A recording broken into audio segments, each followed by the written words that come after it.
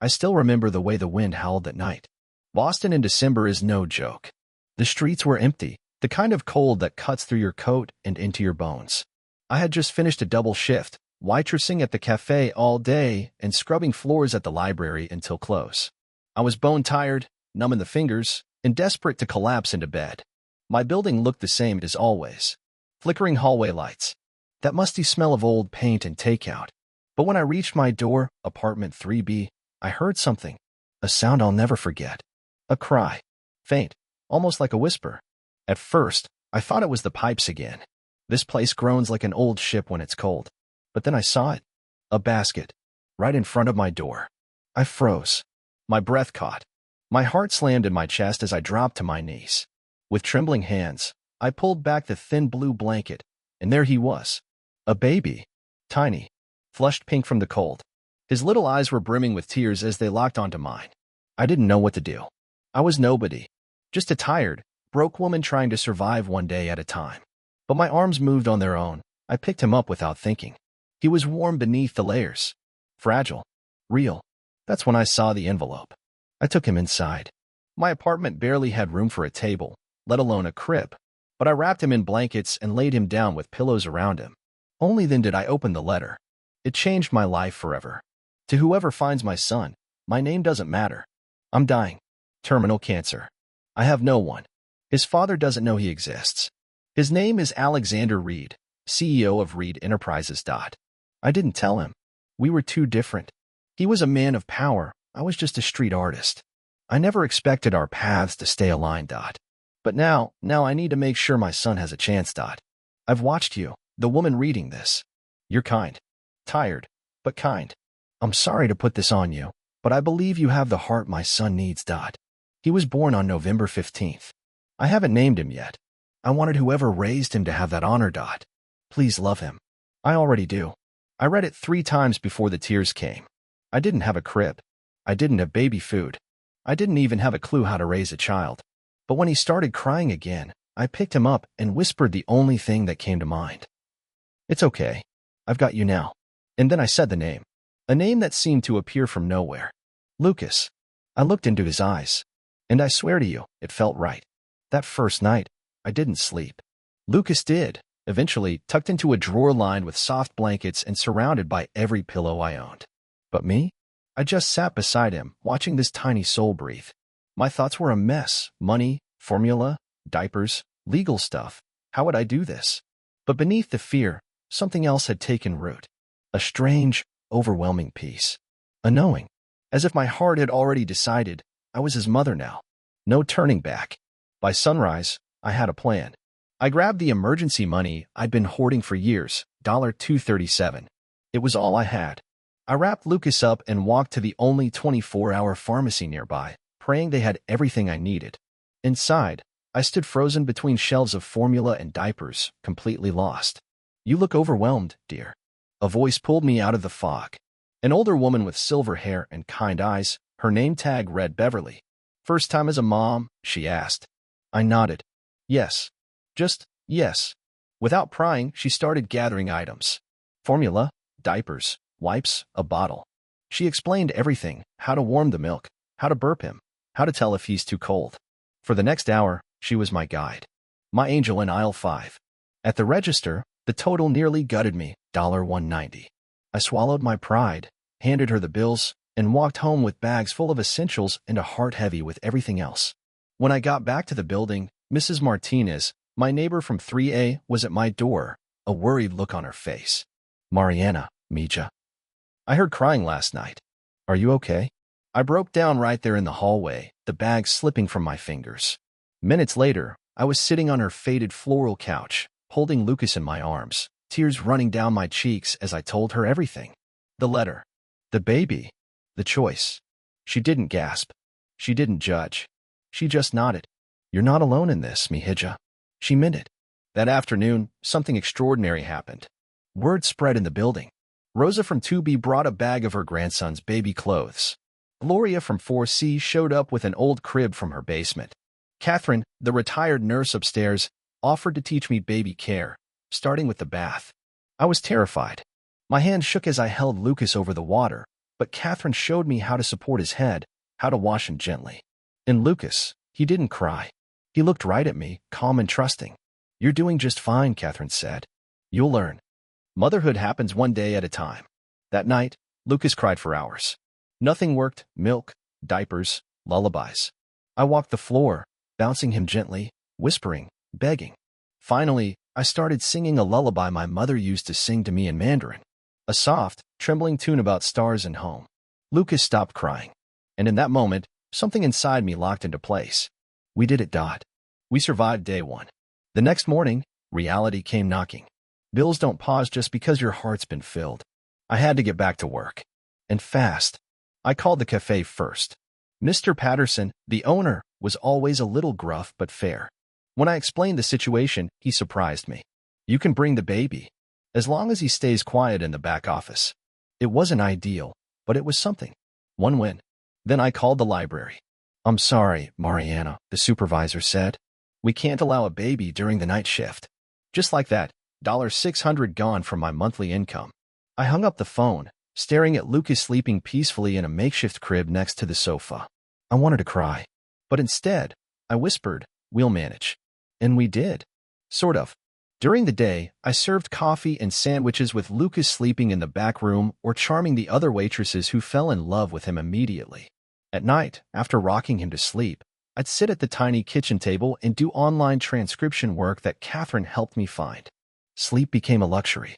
But when Lucas smiled, his first real smile, during a 4 a.m. shift, I felt like I'd been handed the whole universe. 1 month after he arrived, a knock at the door changed everything again. "Miss Chen," the woman asked. "Patricia Reynolds. Social Services." My heart froze. Someone had reported a baby in my apartment. I let her in, hands shaking, praying I wouldn't lose him.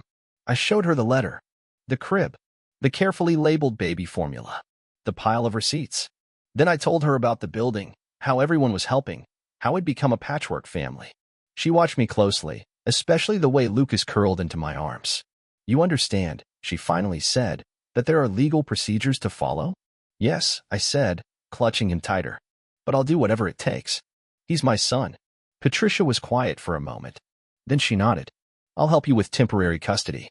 That night, I sat in the glow of a single lamp, watching Lucas sleep beside me. I didn't cry out of fear. Not this time. I cried out of gratitude. This little soul, this boy left on my doorstep in the dead of winter, had cracked open something in me. And now, no matter how hard it got, I wasn't backing down. One day at a time. One bottle. One lullaby. One battle. One miracle. That's how we were becoming mother and son. It's funny how time slips by when your life revolves around a single heartbeat. For years. That's how long it had been since Lucas came into my life on that freezing December night. For years since that little cry changed everything. And now, on a lazy Sunday morning, I stood in the kitchen flipping pancakes when I heard his voice. "Mom, look." I tied my shoelaces all by myself. He stood proudly in the doorway, his sneakers knotted into a wild, chaotic mess, but the look on his face was priceless. My heart could have burst right then and there. "Wow, my love," I smiled, kneeling down to secretly tighten the laces. "You're getting so clever." That tiny apartment on the 3rd floor? It didn't feel so tiny anymore. The walls were covered in drawings, dinosaurs, stars, and awkward stick figures that looked suspiciously like me, Lucas, and our neighbor Mrs. Martinez. There were photos on every surface: his first steps, his first tooth, his first day of preschool. Our life, captured in little frozen memories. Lucas had become a bright, curious, affectionate boy. He loved dinosaurs, astronomy, and asking impossible questions like, "Why is the sky blue?" at breakfast. I never had all the answers. But somehow, he never seemed to mind. Our building had become our village. Mrs. Martinez, Rosa, Catherine, they were more than neighbors now. They were family. Lucas called Mrs. Martinez Grandma, and she accepted the title proudly, bringing over warm bread and Cuban stories every other morning. That day, she also brought me an envelope. "This came to my mailbox by mistake, Mija," she said, handing it over. Inside was something I never expected: confirmation. I'd been accepted into an evening business course. After years of late nights, saving every extra dollar, and dreaming of more, I was finally going back to school. Mr. Patterson, the cafe owner, had been encouraging me for months. "You've got the mind for business, Mariana," he always said. You just need the degree to match. Lucas was playing with his toy T-Rex when I read the letter. I looked at him and felt the tears forming. This wasn't just for me, Dot.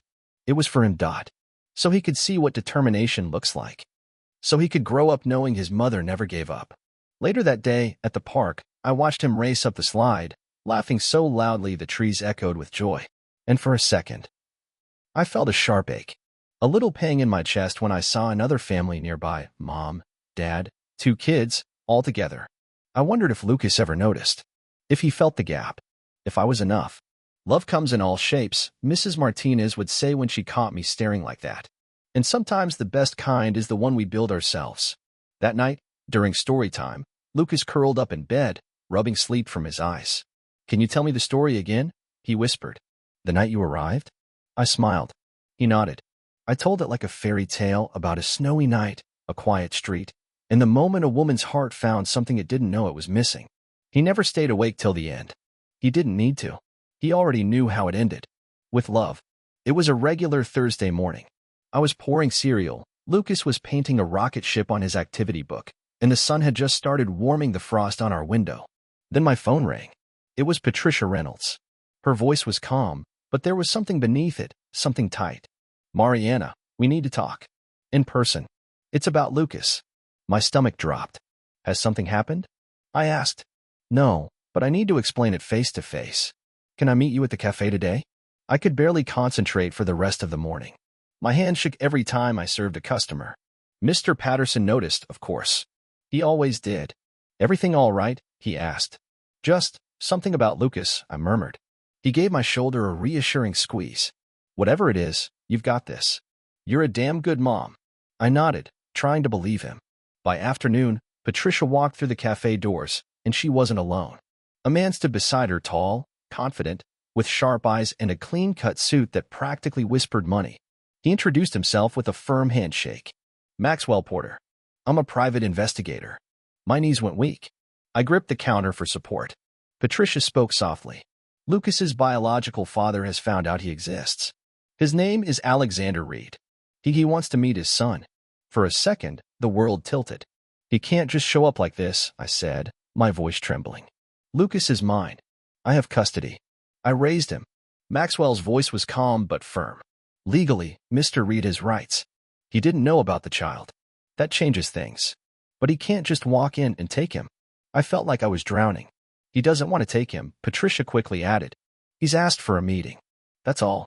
To start with. And if I said no? He has the resources to pursue this through the courts, Maxwell said honestly. But he emphasized he wants to do this peacefully. That night, I sat on the couch with Mrs. Martinez, holding her hand as the storm inside me raged. What if he tries to take Lucas away? I sobbed. What if he wins? She shook her head. Mija, you are his mother in every way that matters. Blood does not make a parent, love does. And you have 4 years of it. The next morning, I received an official email from Alexander Reed's office, requesting a meeting the following week. Attached was a photo. He looked exactly like Lucas. Same green-brown eyes. Same serious gaze. That week was torture. I watched Lucas more closely than ever. Every smile, every silly joke, every bedtime hug. I kept wondering, would this man try to undo all of this? One night, Lucas noticed my distant stare. Why are you sad, Mom? He asked, pressing his little palm to my cheek. I'm not sad, I said, forcing a smile. When you think too hard, your face does this. He scrunched up his own face in a perfect imitation of mine. I laughed despite myself. The day before the meeting, I stayed up late flipping through our photo albums, his first Halloween, his first time feeding ducks, the drawing he made of our family, me, Lucas, Mrs. Martinez, and even Mr. Patterson. I won't let anyone take you from me, I whispered. Because no matter who his biological father was, Lucas was mine. And I was ready to fight for him. The lobby of Reed Enterprises felt like another world. Polished marble floors. Walls that gleamed. People in tailored suits moved with purpose, heads down, voices low. I stood there in my best outfit, simple, modest, holding a folder full of photos of Lucas, like armor. The elevator ride to the 40th floor felt endless. I tried to steady my breathing. I told myself I wasn't walking into an ambush. I was walking in as a mother. When I stepped into the boardroom, I saw him. Alexander Reed. He rose from his seat, tall and composed, but his eyes, Those same green-brown eyes that I looked into every morning over cereal. "Mischan," he said. His voice was gentler than I expected. "Thank you for coming." "I didn't have much of a choice," I replied, trying to keep my hands from shaking. He nodded and gestured for me to sit. "I understand your hesitation, but I want you to know I'm not here to take anything away. I just want to know my son. His name is Lucas," I corrected, automatically. "And he already has a life. A good one." A flicker of emotion crossed his face at the name. "Lucas," he repeated, almost reverently. "Can you tell me about him?" I opened the folder and began laying out the photos. Lucas drawing. Lucas reading. Lucas sleeping with his favorite dinosaur. I told him about Lucas's love for space, his obsession with velociraptors, the way he made up bedtime stories and asked the hardest questions. Alexander's hands trembled as he picked up one photo. "He looks like her," he murmured. "Regina, his mother. She made an impossible choice," I said softly. "She wanted him to have a chance. She chose me. I should have been there," he whispered. "But you weren't," I said calmly. "And now, Lucas has a rhythm. He has school, a community, people who love him." He looked at me with something between guilt and awe. "I want to get to know him," he said. "But I want to do it the right way. No pressure.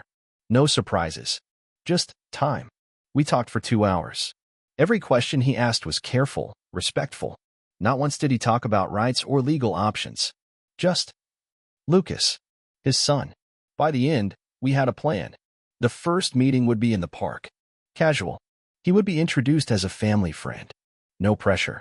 No big explanations. Just a man with a dinosaur toy and a kind smile. That Saturday, I brought Lucas to the park. My heart was pounding. Alexander was already there, dressed in jeans and a t-shirt. No power suit. No boardroom presence. Just a man, vulnerable, nervous. "Hi, champ," he said softly as we approached.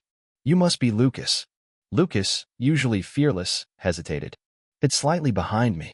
"It's okay, love," I said. "This is Mr. Reed, a friend of mine." Alexander knelt down and pulled something from his pocket. A velociraptor plush toy. "You like dinosaurs?" he asked. Lucas's eyes lit up. "That's a velociraptor." They were smart and hunted in packs. Within minutes, they were sitting in the grass. Lucas was talking a mile a minute, listing dinosaur facts, miming raptor attacks. Alexander listened with genuine interest, asking questions, laughing at the right times. I watched from the bench, my heart aching and full at the same time. There was something real in the way they connected. Lucas didn't know yet, but somehow, I think he felt it. When the visit ended, Lucas was asleep in my lap. Alexander stood beside me, quiet. "He's incredible," he whispered. "You've done an extraordinary job." "He's my whole world," I said. "I'd like to be part of that world," he replied. And for the first time, I believed him. In the weeks that followed, Alexander became a quiet presence. He didn't push. He didn't overstep. He started showing up at the park on Saturdays with a new dinosaur fact, or a space puzzle, or a pack of cookies Lucas liked. He asked permission before every visit. Respected boundaries. Learned how Lucas liked his sandwiches cut. Lucas started calling him Mr. Alex. And Mr. Alex never missed a Saturday. One evening, after Lucas had fallen asleep with a toy spaceship tucked under his chin, I stood on the balcony with Alexander. "You're not what I expected," I admitted. He smiled, but it was tired. I wasn't ready for a child when Regina got sick. I didn't even know. And when Patricia found me, I was terrified. "You're doing better than you think." He turned to me, serious now. "I see the way he looks at you, Mariana. That boy doesn't just love you. He trusts you. You're his home." I swallowed hard. "And I won't take that from him. Or from you. I just want a place in the picture. Whatever that looks like." That was the moment I knew I didn't have to be afraid anymore. Not long after, Patricia helped us file the paperwork. I was officially granted permanent legal custody. No more temporary arrangements. No more fear. Lucas was mine, not just in my heart, but on paper, too. Alexander signed the documents willingly. He wanted to be on the birth certificate as father, but only if I agreed. I did. Not because I owed him, but because Lucas deserved to know who he came from and who chose him. We told Lucas everything 2 months later. We sat him down on the same couch where I had first held him as a newborn. I held his hand. Alexander held his other. He listened quietly, wide-eyed. Then, after a long pause, he looked at both of us and asked the simplest question. "So I have 2 parents now?" I felt my heart catch in my throat. Alexander chuckled. If that's okay with you. Lucas smiled. Cool, he said. But you both still have to come to my science fair. We laughed. We cried. And from that day forward, everything changed. Alexander didn't just stay in our lives. He became a part of it. He helped me get through business school. He supported Lucas's wild ideas, like building a cardboard rocket in the living room. He even fixed the broken washing machine in our apartment building, earning Mrs. Martinez's eternal respect. And somewhere in that blur of chaos, healing, and bedtime stories, we became something else, too. One night, Lucas ran into the living room after brushing his teeth and caught us laughing, standing too close. He narrowed his eyes and grinned. Are you guys in love or something? We froze. Then we burst out laughing. He was right. We didn't plan it. We didn't rush. But something had taken root, softly, slowly. Love born not from romance, but from shared responsibility, late-night phone calls, and mutual awe over a child we both cherished. Years have passed now. We live in a different apartment, bigger, brighter. Lucas just turned 10. He still loves dinosaurs. He still tells bedtime stories. And yes, both his parents showed up at the science fair. And me? I still remember that night in the hallway. The basket. The cry. The cold. And I think, maybe life knew what it was doing. I was just a tired woman trying to survive. But the universe gave me a purpose. A son. A family I never saw coming. So, if you ask me who I am today, I'm Mariana Chin. I'm a mother. I'm a partner. And I'm the woman who opened the door and never looked back.